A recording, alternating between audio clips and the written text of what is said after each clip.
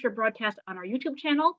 However, fear not, those of you who have your cameras on, you will not be part of that recording. We have the settings set so that they only pick up those of us who are unmuted and speaking.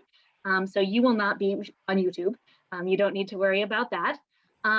With that in mind, please use the chat box for any questions that you have for our author this evening.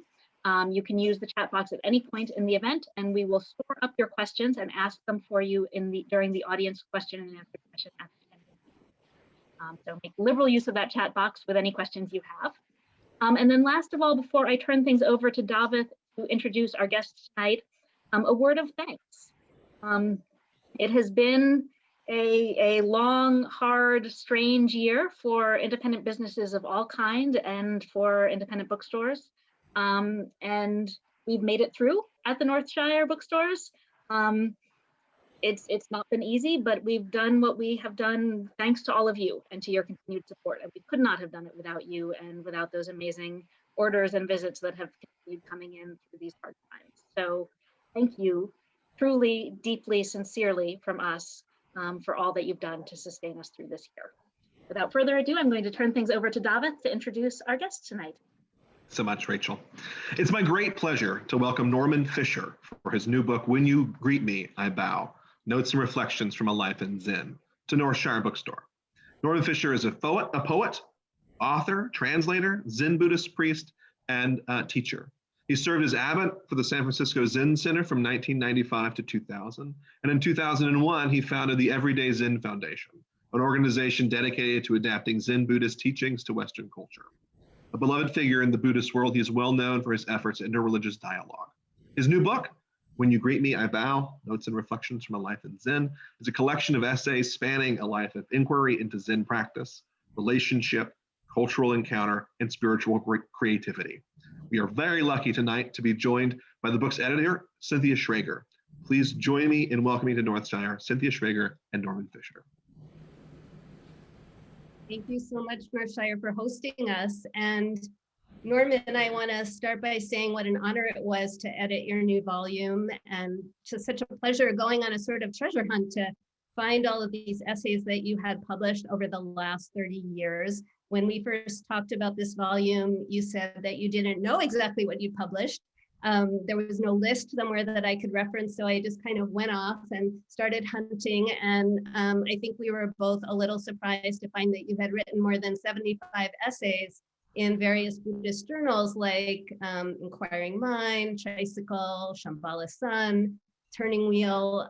Some were online. Some were up in Sue Moon's attic in a banker's box that Sue had with all the back issues of Turning Wheel.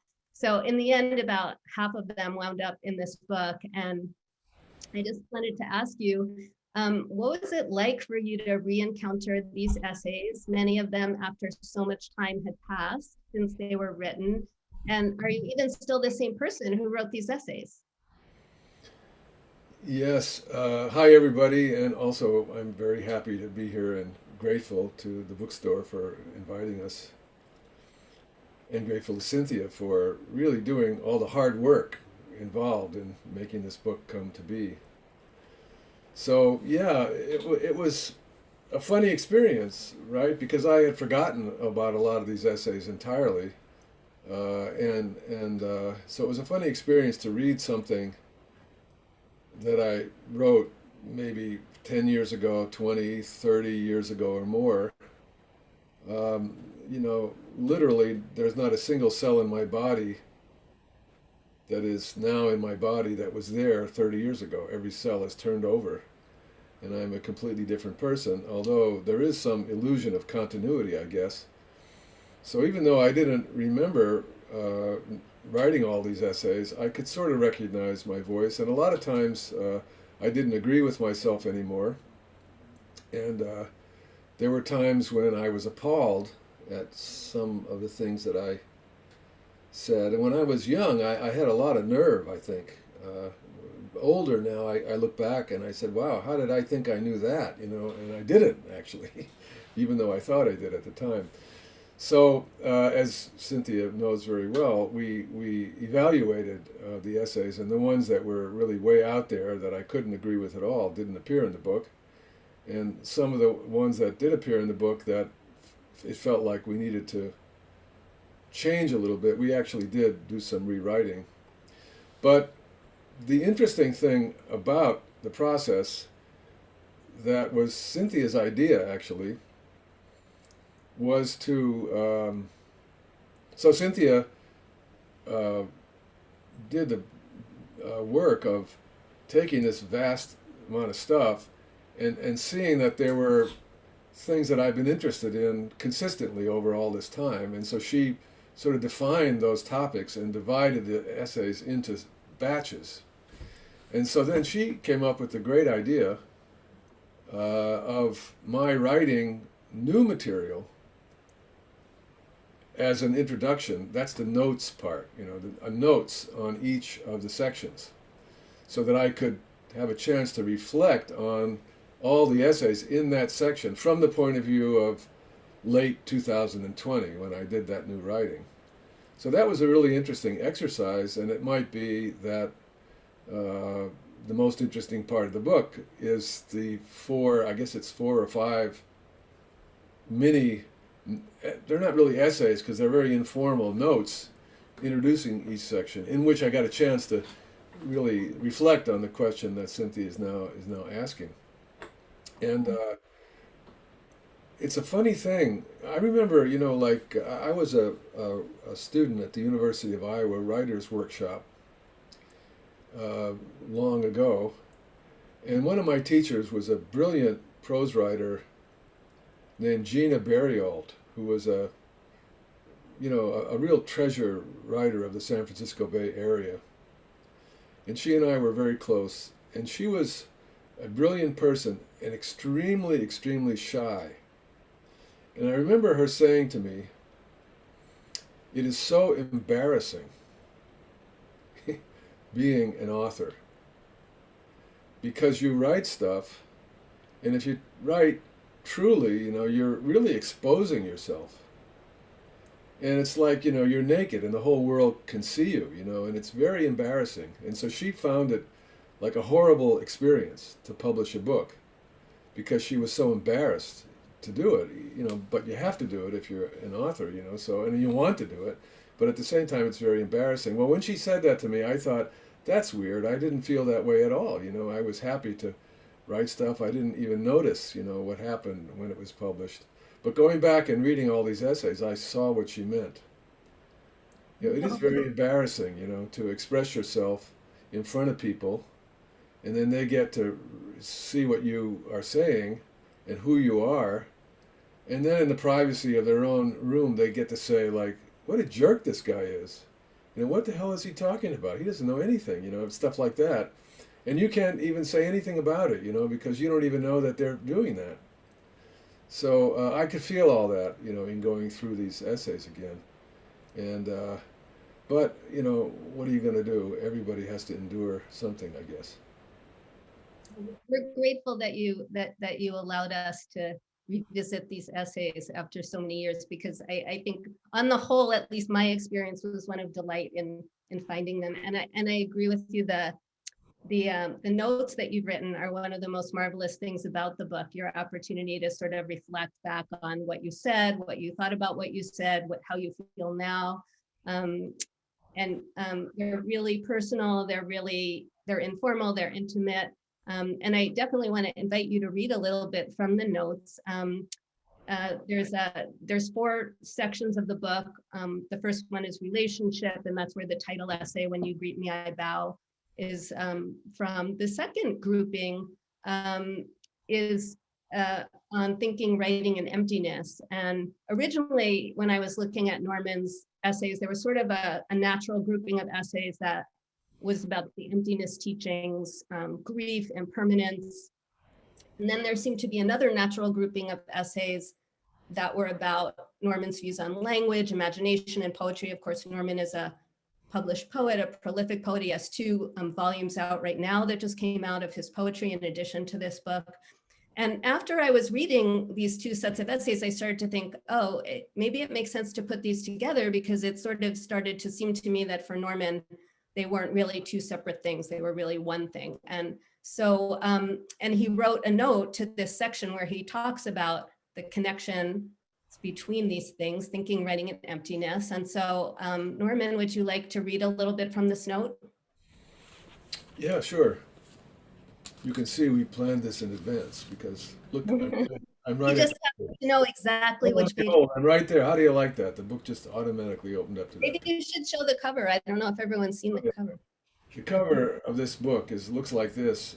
I had great resistance to this cover because, see that? That's great. Yeah, that's actually the other half of my face, and I Yeah. didn't really like the idea of putting my face on the cover, but so we compromised, and they only put half of my face on the cover. Anyway, I'll read that part that Cynthia is referring to. This is sort of in the midst of my section of notes on the part of the book that's called Thinking, Writing, and Emptiness. And you'll see how these things are connected. People think of the Buddhist emptiness teachings as being abstruse or scary. But to me, they're friendly and light as air. They say that life's heaviness and the suffering that naturally occurs because of that heaviness is a pernicious and persistent illusion. Life isn't heavy. We don't need to suffer in the way that we think we do. It's hard to accept this. Human beings seem to have a long-term love affair with personal suffering. As much as we complain about it and seek all sorts of remedies, we come back to it again and again because it seems so real to us and so important. We are like tragically codependent lovers who can't stop coming back to a toxic relationship no matter how many times it hurts us. I have heard of brain research showing that we're hardwired to react much more strongly to drama and difficulty than to peace and easefulness, though we think we are trying to avoid the former and develop the latter. I recently saw a Facebook post about Rwanda that, like all Facebook posts, may or may not be true, but it has a ring of truth to it. The post said that in response to the trauma of the genocide that happened there, people went outside and decided that they would spend a lot of time in the sun. They also did a lot of communal rituals involving singing and dancing. Then the Western therapists came to help. The therapists had them sit individually in small, dim rooms and encouraged them to recount again and again, in detail, the terrible things they had witnessed. The Rwandan people did not see this as a reasonable way to cope, so they sent the well-meaning therapists home. Maybe they were in denial. I don't know. Certainly, our culture would say they were in denial. But who knows? In any case, the emptiness teachings don't offer solutions to problems we must solve. They tell us that these problems are illusions, in the sense that they're not as they appear to be. This doesn't deny that we can solve problems, and it doesn't try to brush off our problems as unreal or trivial. What it does do is it radically takes the edge off our desperation. As I write in these essays, the emptiness teachings are an extension of the teachings on impermanence, and impermanence is Buddha. And Buddha is love. Things don't last. They're changing every minute. You could either freak out about this or embrace it and realize that impermanence makes everything precious In this section of the book, as in the last, I write about my dear friend, my second rabbi, Rabbi Alan Liu, who died all of a sudden in 2009.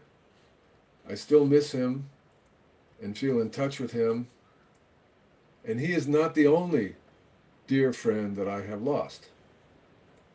At this point in my life, loss is basic. It is literally with me every single day. Who can avoid loss? To deeply reflect on and practice the emptiness teachings is to realize that loss is tender, that loss is love, and the more loss there is, the more love there is. And so, after all these years, it has turned out that the philosophical urges that plunged me into Zen practice were really leading me back to the most basic of all human emotions: love, simple decency, and kindness. The emptiness teachings also shade necessarily into questions of language and imagination, two other topics I seem to have been thinking about all my life. In the emptiness text, it says, things are mere designations. They are not, as we think they are, really existing independent entities. So we better question our designations, question our words, and resituate ourselves in relation to them. This is unavoidably my approach to poetry, odd as it may seem to some.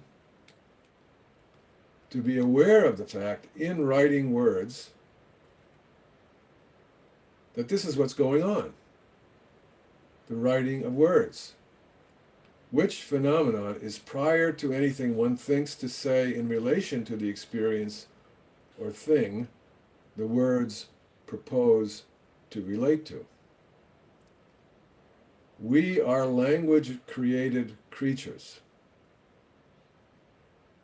What does that feel like in the midst of the process of language making, which is self-making?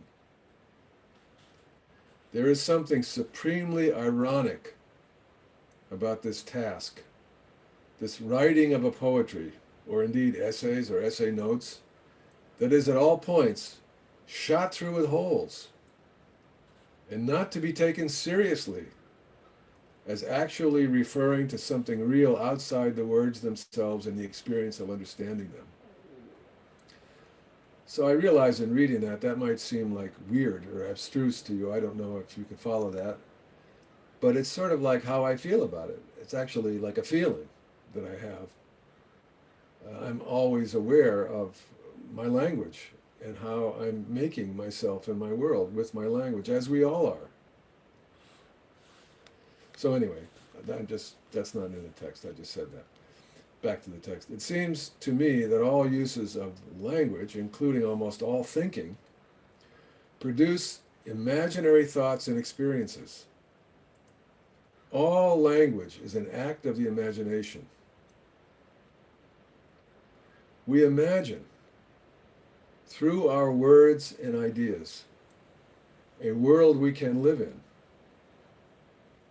We literally imagine ourselves and one another. And then we think about and write about this imaginary world. It's in some ways wonderful, and in other ways dismaying, that over these last few centuries of maximum comprehension and manipulation of the physical world, humans have invested so much in the scientific, materialistic worldview that we have forgotten that it's a worldview and not a solid fact.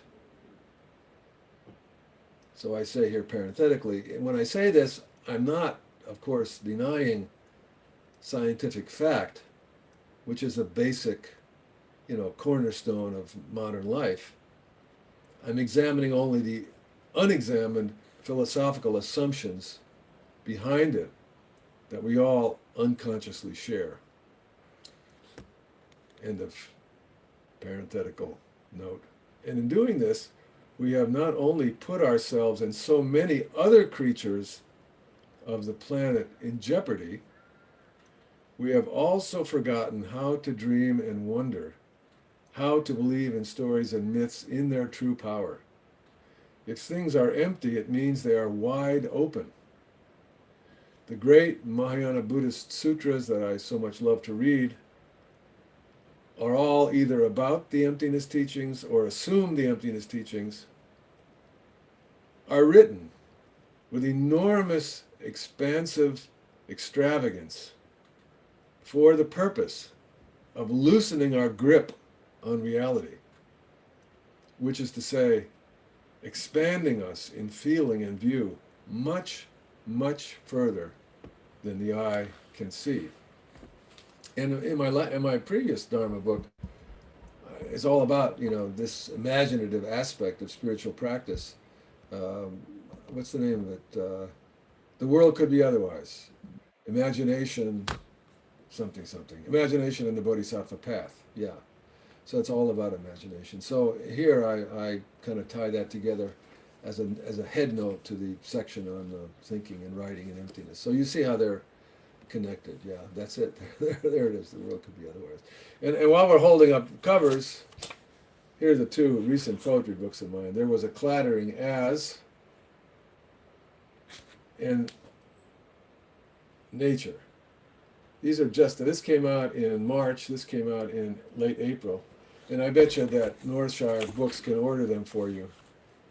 We're not talking about them tonight particularly, but Well, I was going to ask you, Norman, maybe to talk a little bit about these two types of writing that you do that are so radically different. I mean, your poetry is just a completely different voice, style of writing, approach to language than your essays on Zen. And I just wonder how you experience that. Are they linked for you in your mind? Do they just feel completely radically discontinuous? Does your sense of the community that you're writing for, say when you're writing poetry versus when you're writing Zen essays, are they completely different communities? Are they overlapping communities? well, that's a great question. And this is something that's evolved a lot over my lifetime, because in the beginning they were two totally separate things, separate relationships, separate communities. And I never mentioned although it was everybody knew, I never mentioned my life in Zen practice in my writing world and vice versa. But as time has gone on, the two have converged quite a bit, to the point where now they almost overlap. There's not that much difference, even though the texts seem quite different. And in fact, that's true in the world in general. Dharma practice has bled into the world on a lot of different levels. Sometimes it doesn't identify itself as Dharma practice, but the ideas of Buddha Dharma is all over the place. You can't look anywhere in our contemporary culture without finding Dharma-related ideas, however much they're not explicitly Dharma, or however much people who espouse them don't even know they come from Dharma. So these things are overlapping. But here's the main thing. When I'm writing a Dharma talk or a Dharma presentation or a Dharma essay, I am very much aware of my audience. Because practicing with people for so long, I have a sense of, who practices Buddhism. And it's not just who practices Buddhism, it's like human beings. I got to know people a lot, pretty well, right? Over 40, 50 years of practicing Buddhism with people. It's a very intimate practice, right? So you get to know people really well on a much deeper level than just social or casual. So I kind of am talking to someone's in my Dharma text. But in my poetry, I'm almost not talking to anybody. I mean, I know I am, because all writing is talking to somebody. And that's, as soon as you start, as soon as there's any language, there's always somebody there listening. even if you're all by yourself in the middle of nowhere and you start talking, somebody there is listening, because the person that's listening is already there in the words. Because the words wouldn't be in your head if there weren't people who talk to you with those words. That's so when you say the words, even if nobody's around, they're there. So in that sense, yes, I have an audience in my poetry, but I'm not worried about the audience. I just 100% assume that the audience will understand. So I don't have to explain. I can just take the top off my head and just let the writing write itself. So my poetry is wildly improvised and totally intuitive and serendipitous. And so maybe somebody who's reading my text might say, what is going on here a lot of the time? Because it doesn't seem to, like, one thing doesn't seem to follow from the other. Just like in actual life, one thing doesn't follow from the other. The fact that it seems to is kind of, the grand illusion that keeps us going. So in poetry, I don't practice that illusion. I just forget about it and write. So that's why, in a way, I don't like to recommend my poetry, because I'm aware of poems that are quoted in Dharma talks. My poems are not quotable in Dharma talks. They are Dharma talks, but they're not quotable in Dharma talks. Like, I don't write poems like Mary Oliver or somebody like that you can quote in Dharma talks. Those are great poems. I'm not complaining about it, but I just don't write that poem. So that's why I don't recommend my books, because somebody might say, oh, Zen, probably it'll be all about like nature, and it is about nature, but it'll be all about like, the quiet stream and this and that. But no, it will disappoint you if you think it's that.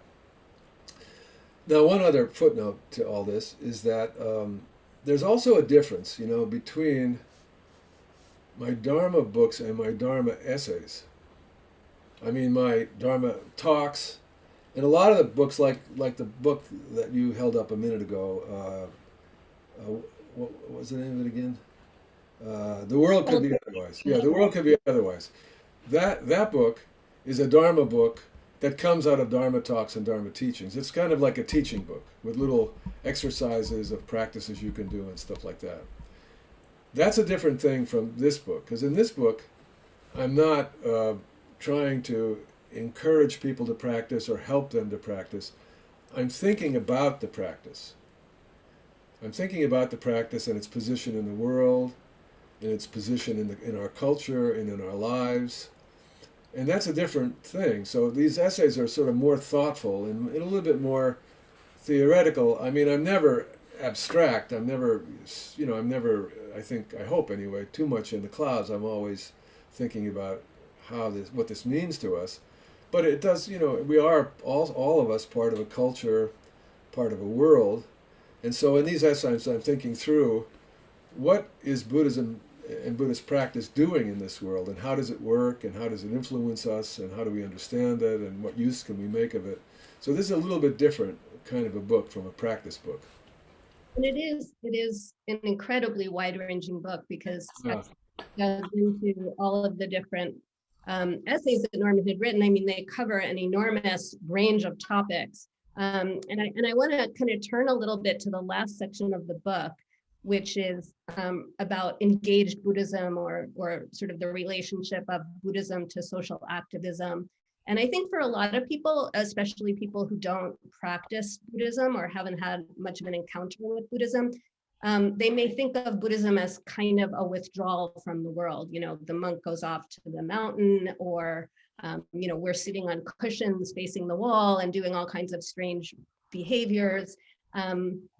But so many of your essays, and they comprise the last section of the book, deal directly with issues of social justice, of social engagement. You talk about racial injustice, you talk about political conflicts, you talk about our global climate catastrophe. And I think a lot of us, wonder what difference can a contemplative practice such as Buddhism possibly make when confronting something, say, for example, as huge and alarming as our climate crisis. And you have a lot to say about that. So I wanted to maybe invite you to read a little bit more from the book, from the notes section on the last section, difference in Dharma. And then maybe you can talk to us a little bit about what Buddhism has to teach us about how to make the world better. Yeah, thanks, Cynthia. Yeah, that's a whole important subject, right? I mean, in our Western tradition, we have the prophetic voice, right? That calls us to action in the face of injustice. You don't have that tradition or that voice in the East and in Buddhism, but you do have a call to universal compassion. So that's a little bit different.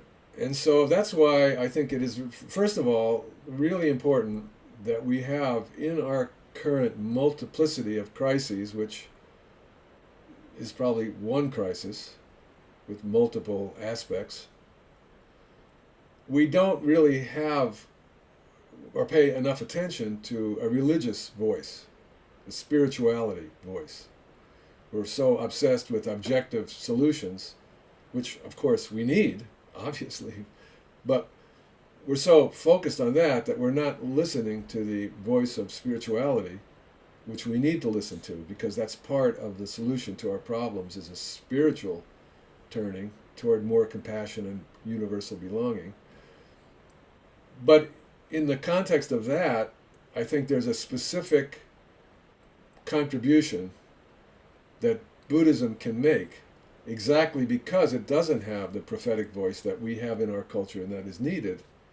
It offers something else. And so that's what I'm always trying to explore as I talk about these things. So that's a whole topic in itself. But let me read the part that Cynthia is referring to. This is toward the end. This is the last page and a half or so of the section called Notes on Social Engagement. This is the writing that I just did recently for this book. I mentioned climate change in these essays.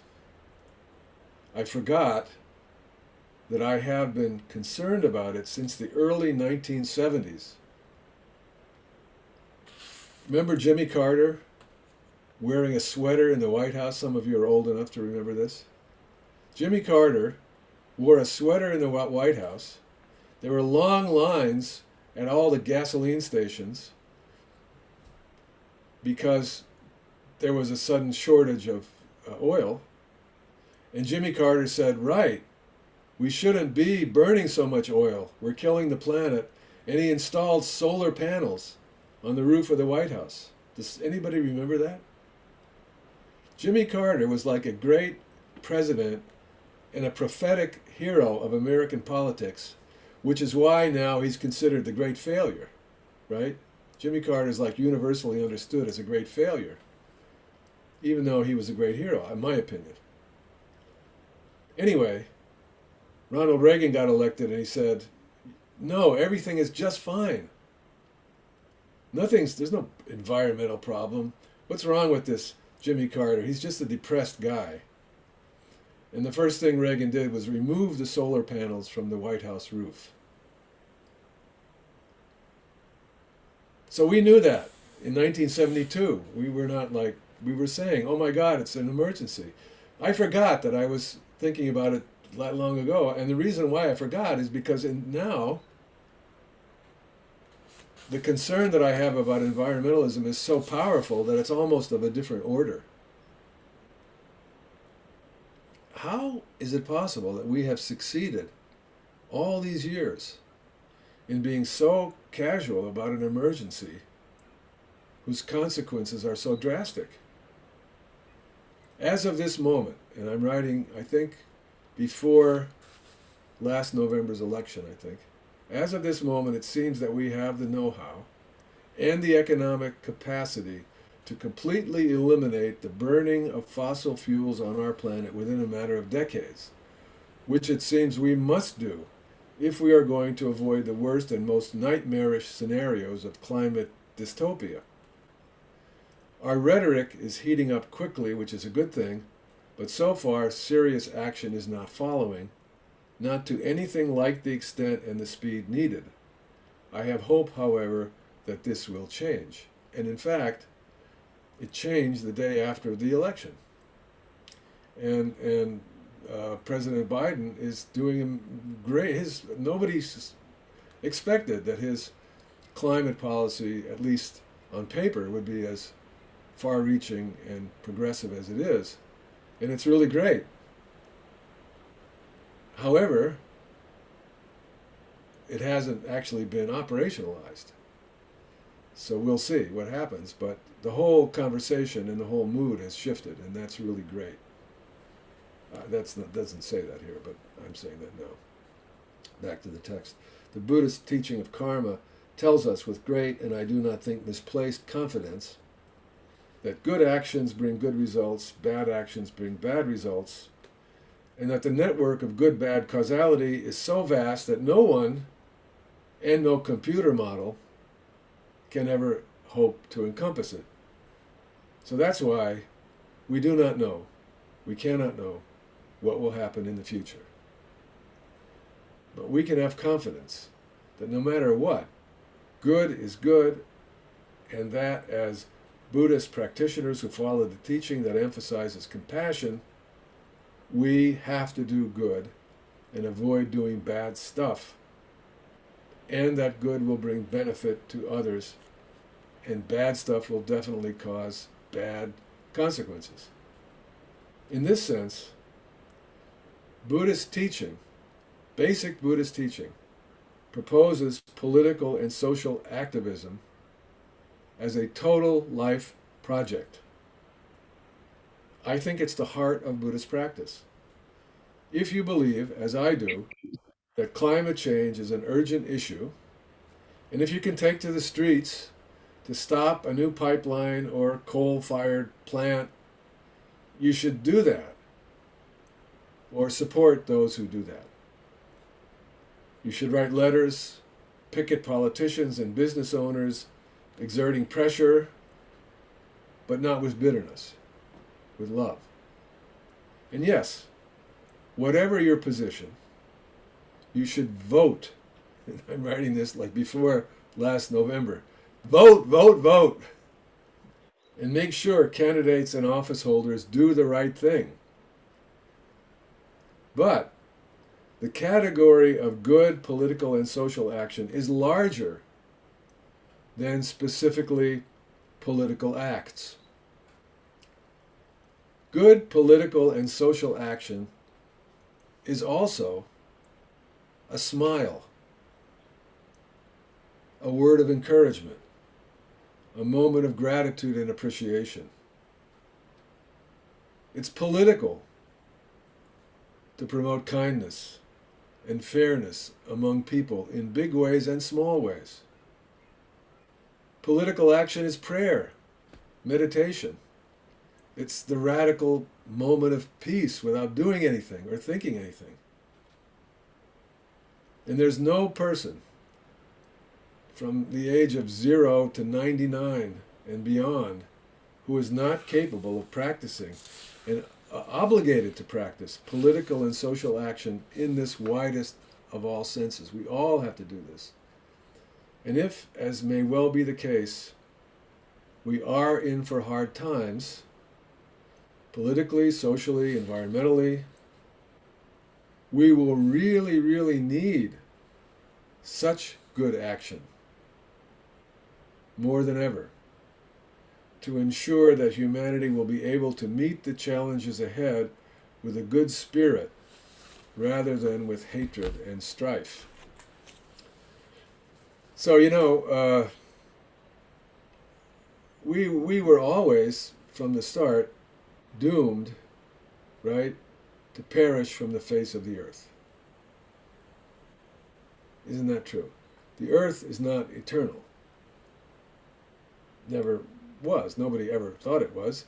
The sun burns out sometime, and the earth can't support life anymore.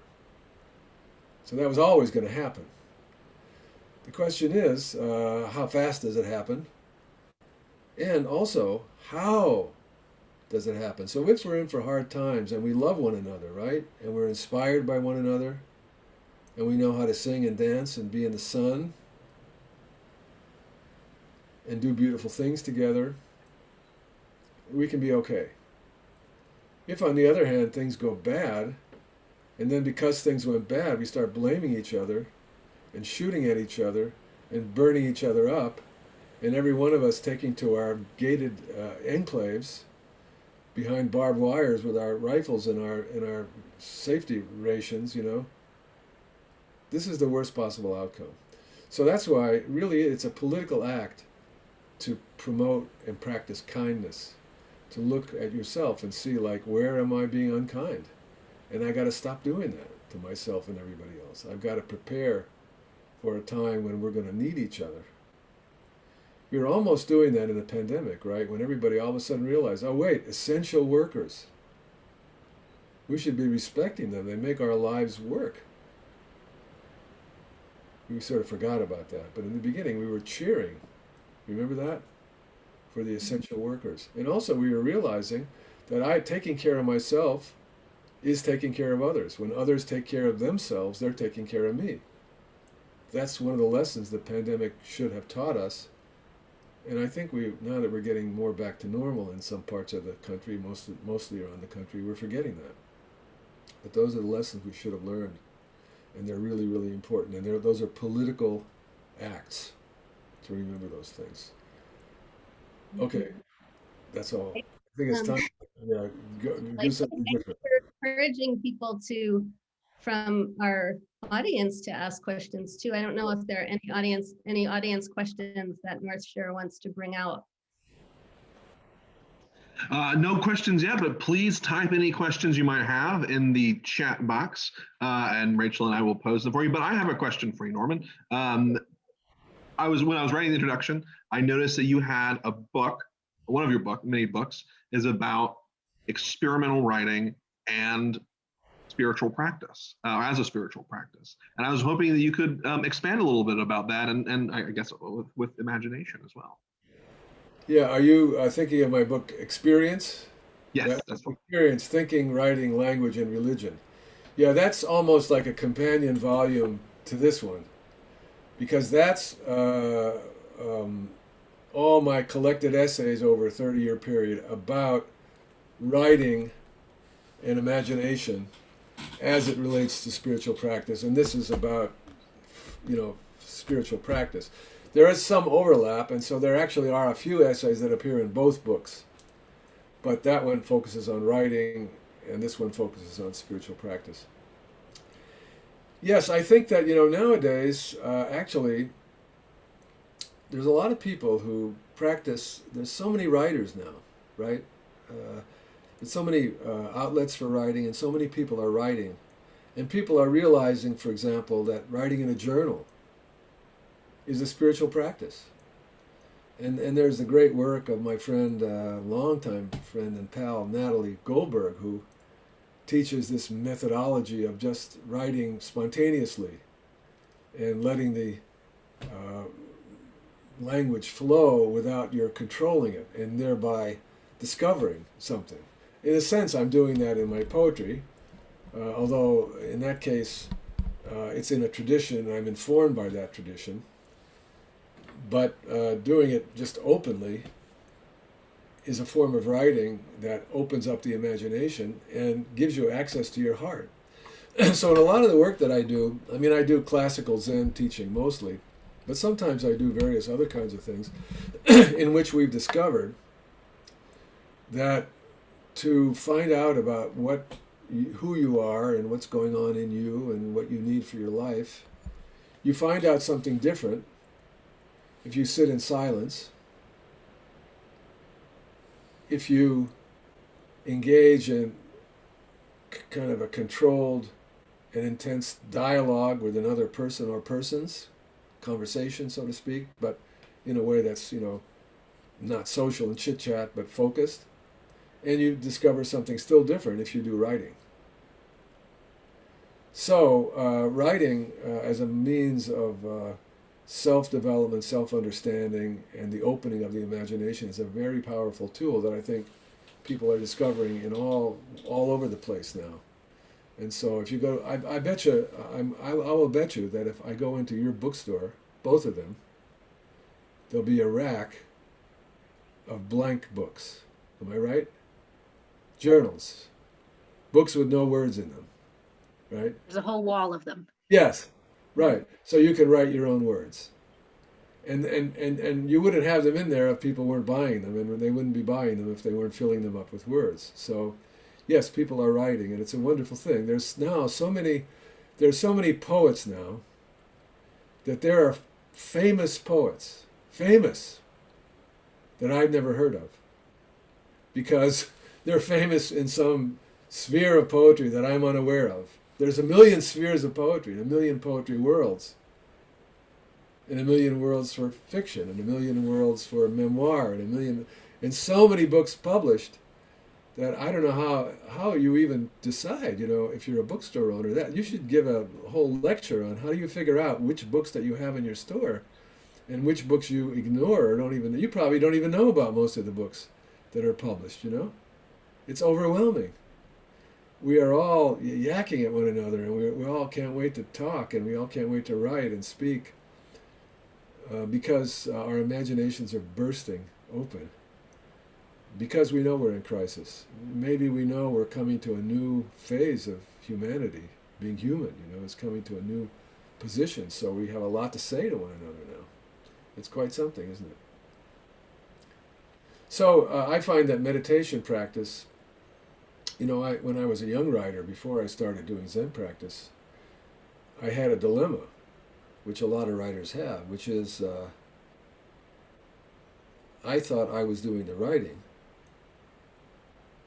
And so my contradictory and convoluted thoughts about myself were a great hindrance to my writing.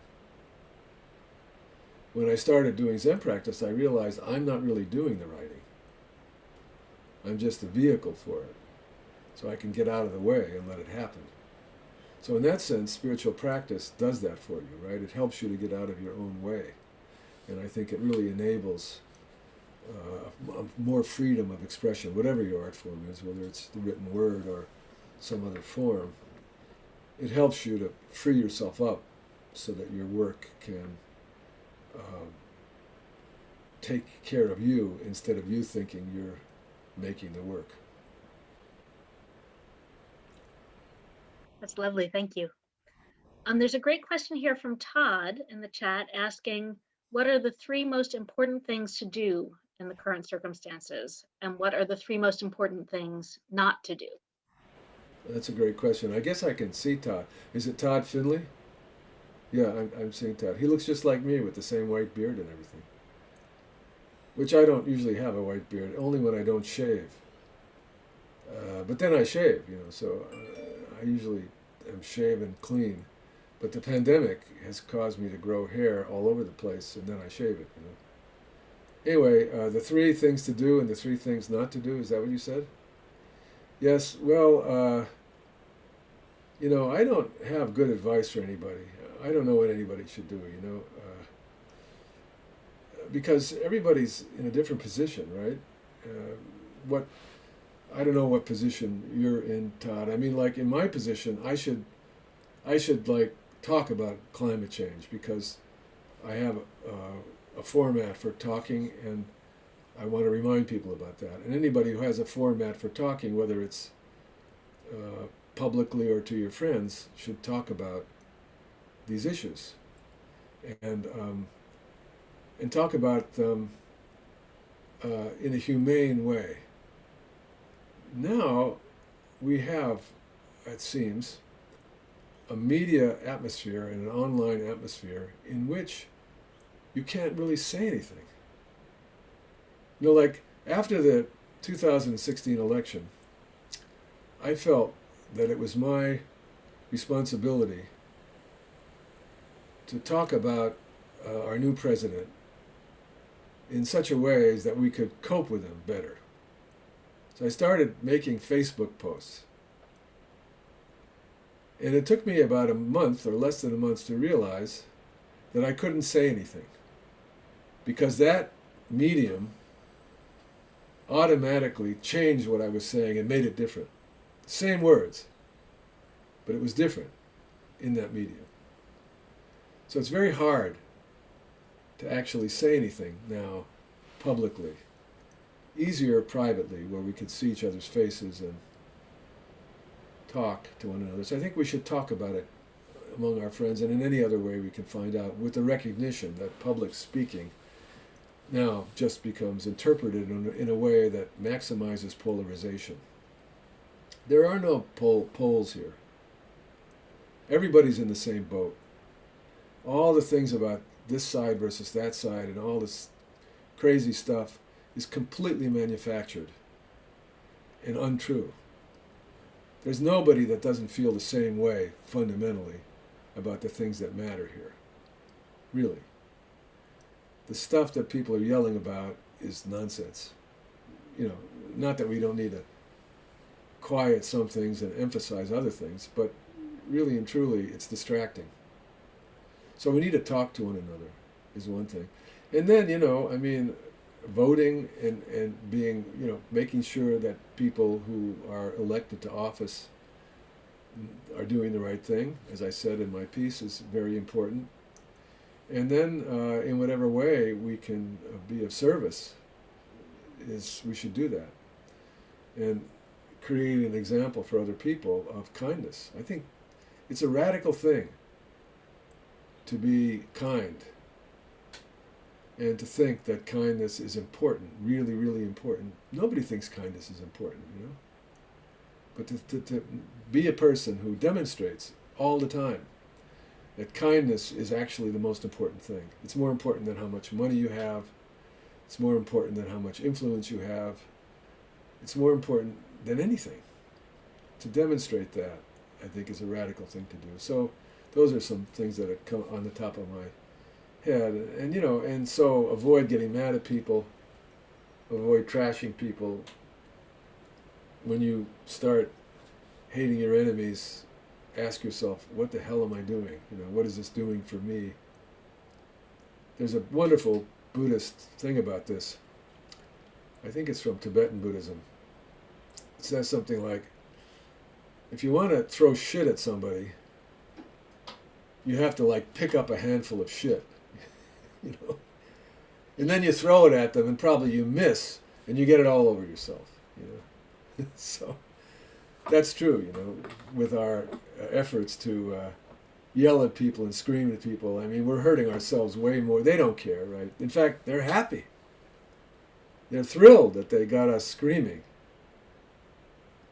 So we haven't done anything against them. All we've done is like messed up ourselves, and now we got to take a shower and go back to our meditation cushions and so on and so forth. So I think stuff like that. You know, nobody knows. It's a scary thought and also a beautiful thought. Nobody knows what's going to happen. And nobody knows how we're going to get out of this. Nobody knows. So that's why, you know, in general, we just have to sort of revolutionize our lives. Each one of us have to revolutionize our life in the direction of kindness, generosity, compassion, and being willing to sacrifice anything. Raise my taxes. It's okay, you know. Do some good with the money. Raise my taxes. It's all right. Take away half my stuff. I'm okay with that. If it's not all going to the... You know what the biggest black box on the planet is? The American defense budget. It's a huge, huge budget. It's like more than half of our, I don't know, but way big part of our government expenditures. Nobody knows what's in that budget, and nobody can question it. Did you ever hear of imagine a politician saying, let's cut the defense budget in half. There's probably a lot of fat in there, and take all that money and fight climate disaster. Do you think anybody, they couldn't even think that, let alone say it, even though it could be done. Because I've had some things to do with the military, and when I've gone into meetings with them, I'm overwhelmed with the vastness of the establishment. The soldiers are like, for every soldier, there's probably like 50 other functionaries paid by the government to do this and that, to support the soldiers and our totally failed efforts to like straighten out the rest of the world. So anyway, we have to radically change our government, our personal lives, our financial lives, and everything in the direction of just like sanity, basic sanity. The world is literally insane if you were to dispassionately think about it. The things that people are doing on a daily basis are pretty crazy. And this needs to be different. But nobody knows how to make it different other than the collective of us revolutionizing ourselves, talking about that revolution to everybody around us, and as much as we can do it, letting that go filter to the top, because the top is not going to save us down. It's probably going to be both top down and bottom up. So we all have a big responsibility, I think, and it's a beautiful vision, right? That we can do this together. So thanks, Todd. I think we are just about out of time, but I think this goes well into the last question we have time for, which is from Kristen's, from Kristen. She says, how does one practice kindness with those who want to argue that climate change is a hoax? Or anyone like that? Yeah. Well, I think the thing to do, what I would do, because I have good friends and relatives who feel that way. And so the first thing I would do is like ask them about their kids. How are your children and grandchildren doing? And how are you? And are you okay? And how's your life? And then if you start to talk, in other words, develop a relationship with such a person of caring and kindness. And then if you get around to that topic, you can ask them, why do they think that there is no climate change? Why do they think that way? And what's behind that? Like, why do you feel that way? What's behind that? And how do you feel about it? I think it's really good to ask them, because once you start debating about facts, you'll start noticing that they'll have a lot of facts, so-called facts, about why there's no climate change. Now they don't say that anymore, actually. There's no more climate change denial. What they say is everybody now agrees, I think, even the climate deniers 10 years ago that they would deny climate change. Now they say there is climate change, but they'll say either it's not so bad, or they'll say maybe it'll be a good thing, or they'll say it's not caused by human activity, or they'll say it is caused by human activity, but what can we do? We have to have an economy. So there's no use debating facts, because what's gone on, this is what I was talking about the polarity in the public sphere, is that we now have alternate facts. So as soon as you start debating facts, you will cite your sources, they will cite theirs. They will have plenty of sources and plenty of facts that are not, in my opinion, facts, but never mind. So there's no use debating the facts. It's much better to say, how do you feel about this? What's your feeling about it? And then they say, I feel fine about it. I don't think really there's much of a problem. And then you can say, well, I'm really scared. I'm glad you don't think there's much of a problem. Good for you, but I'm really scared. Here's how I feel. And then you can tell them how scared you are for your children, your grandchildren, and how scared you are about what the world's going to be like in 20 or 30 years. And they'll say, well, don't worry, it's not going to happen. And you'll say, well, I hope you're right. Wouldn't it be wonderful if it turned out that all the science, it could be, some miraculous thing that the scientists are all wrong and we're all wrong. I hope you're right, but I don't think so. So that's a conversation you could have. I just made up a conversation that you could have with a climate denying person. That would be a very pleasant and beautiful conversation. Just don't get involved in the facts debate, because that's been debased. There are no more facts, there's only the toxic debate. So that's how I think we have to do it. Everybody's, like my friends who are climate deniers are actually pretty decent people. They're really good people, in fact. They care about their families. They're in my family, right? And they care about my relatives, and I care about their relatives, So it's not like these are like horrible people, right? Sometimes, there are horrible people, to be sure, but they're rare. You have to, they're precious, because you have to look far to find a really rotten person, To find a terrible person, you have to look far. You can't even be sure to find them in a prison. Most of the people in the prison are not even terrible, right? So most people who have what we would consider to be terrible and toxic views are not terrible people. So we can talk to them, because they're like us. Exactly, pretty much like us. Well, thank you so much. This has been a wonderful event. Norman, Cynthia, thank you so much. This has been wonderful. Yeah, I think so too. It's really nice to talk to you. We had a great conversation before everybody showed up. The four of us, Cynthia and me and David and Rachel, had a great conversation. And so it's been a wonderful evening, although it's afternoon for us in California. But it's been great to talk to everybody. I hope I meet everybody again and actually in real person meetings. Too. Yes, Well, yes, very much. you can order When You Greet Me, I Bow from Northshire at the link in the chat. Have a great evening, everyone. Thank you. Bye-bye, everybody. Take care of yourselves. I'm bowing to you now because we greeted each other. Bye. Thank you. Thank you, Norman. Bye.